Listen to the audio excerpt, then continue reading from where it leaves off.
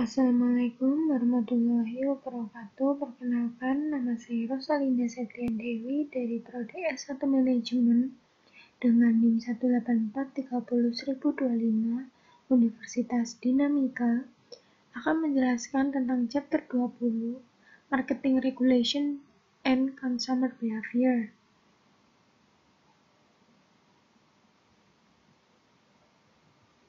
Regulation and Marketing to Children.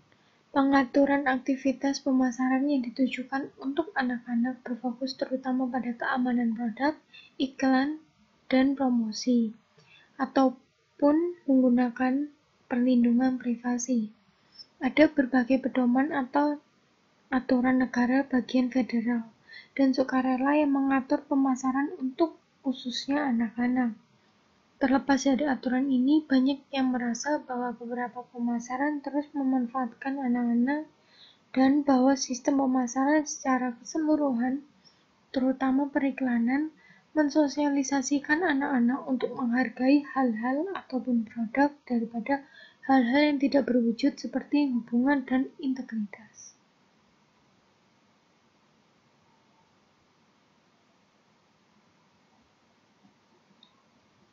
Concerned about the ability of children to comprehend commercial message. Yang pertama, pengiklan memiliki tanggung jawab khusus saat beriklan untuk anak-anak atau mengumpulkan data dari anak-anak secara online. Yang kedua, iklan tidak boleh menipu atau tidak adil, karena persyaratan ini diterapkan berdasarkan Undang-Undang Komisi Perdagangan Federal kepada anak-anak yang menjadi sasaran akan iklan tersebut.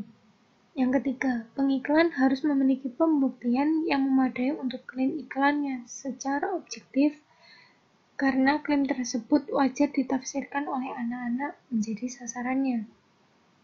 Yang keempat, iklan tidak boleh merangsang harapan anak-anak yang tidak masuk akal tentang kualitas atau kinerja produk.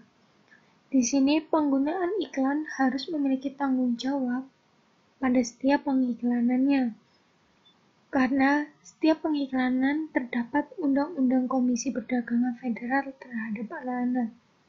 Jangan sampai pebisnis di luar sana menggunakan iklan-iklan yang dapat mempengaruhi dan merangsang harapan anak-anak yang tidak masuk akal.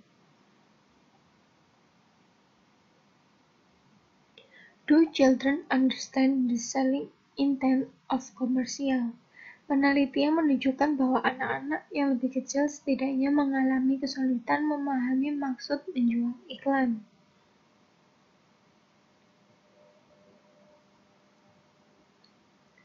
Lini produk dan program televisi dan film sedang dirancang bersama-sama dengan tujuan utama penjualan lini mainan yang akan berfokus kepada segmentasi terhadap anak-anak. Para orang tua telah menyatakan keprihatinan mulai dari dampak program berbasis mainan terhadap perilaku dan juga perkembangan emosional terhadap anak-anaknya. Orang tua mereka hingga ketakutan bahwa program semacam itu dapat menggantikan program lain yang lebih kreatif dan berorientasi pada anak-anak. Kekhawatiran para orang tua terhadap beberapa program berbasis anak-anak yang dikembangkan oleh beberapa bisnis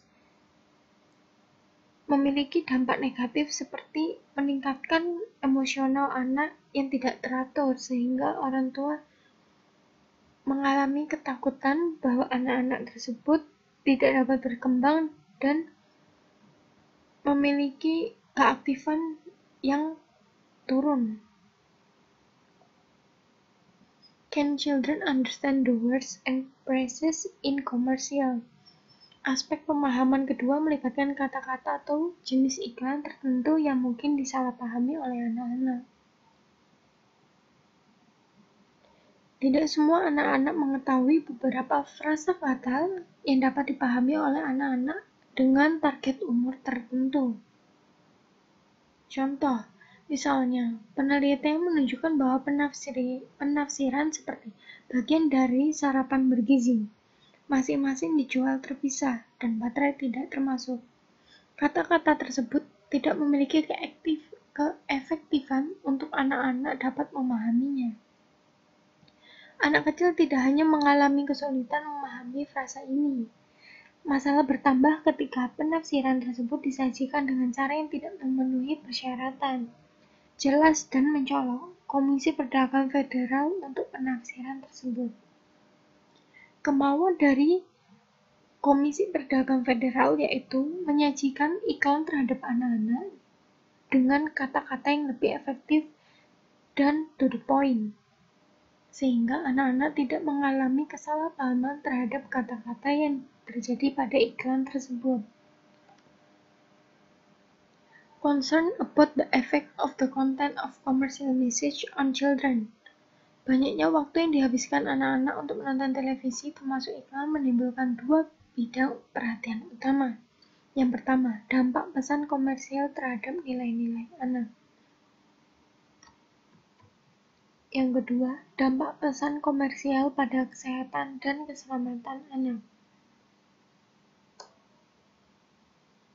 4 dari 8 prinsip dasar yang menggarisbawahi pedoman CARU untuk periklanan yang ditujukan untuk anak-anak. Yang pertama, produk dan konten yang tidak sesuai untuk anak-anak tidak boleh diiklankan langsung kepada mereka. Harus melalui pengawasan dari orang tua, serta harus memenuhi persyaratan dari Undang-Undang Komisi. Yang kedua, pengiklan harus menghindari stereotip sosial dan menimbulkan prasangka dan didorong untuk memasukkan minoritas dan kelompok lain ke dalam iklan.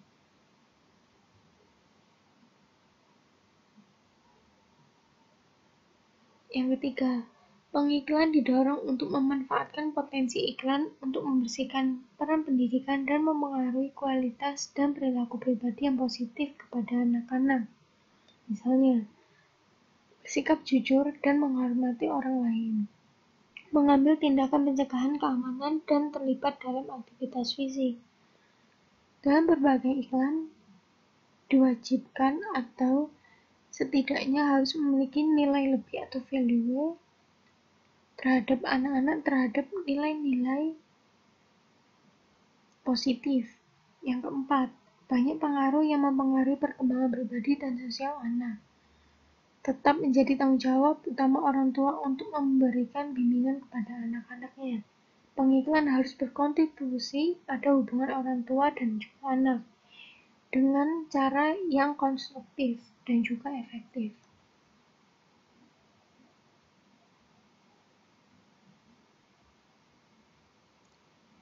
Summary of Advertising and Children. Meskipun demikian, CARU telah sangat meningkatkan tingkat tanggung jawab dalam periklanan yang ditujukan untuk anak-anak. Banyak pendukung konsumen menginginkannya untuk memperluas area yang dicakup dan meningkatkan keketatannya dalam aturan dan juga kebijakannya. Mobile Marketing and Children. Berbagai jenis upaya promosi sedang digunakan, termasuk nada dering, game seluler, konten teks, dan iklan seluler. Commercialization of school. Yang pertama, iklan di sekolah.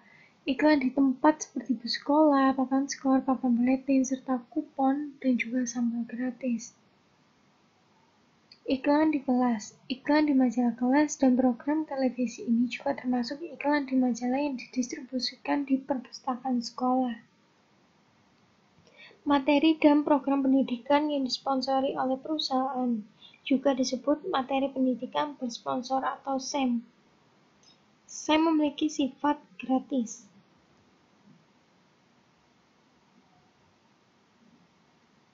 Children Online Privacy Issue. Privasi online berkaitan dengan pengumpulan dan penggunaan informasi dari situs web.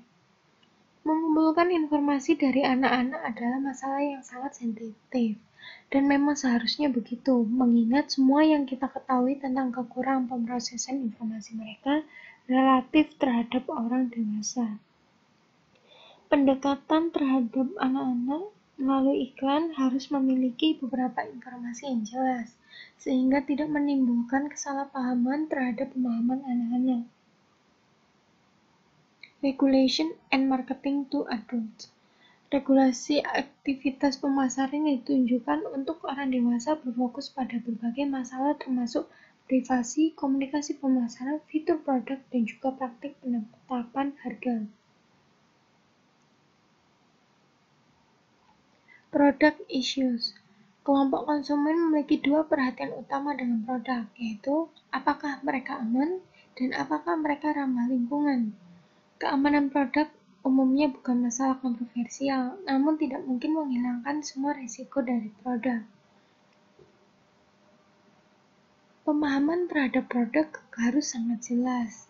Pastikan produk yang ingin Anda pasarkan memiliki keamanan yang sudah ditetapkan dan juga memiliki perundang-undangan.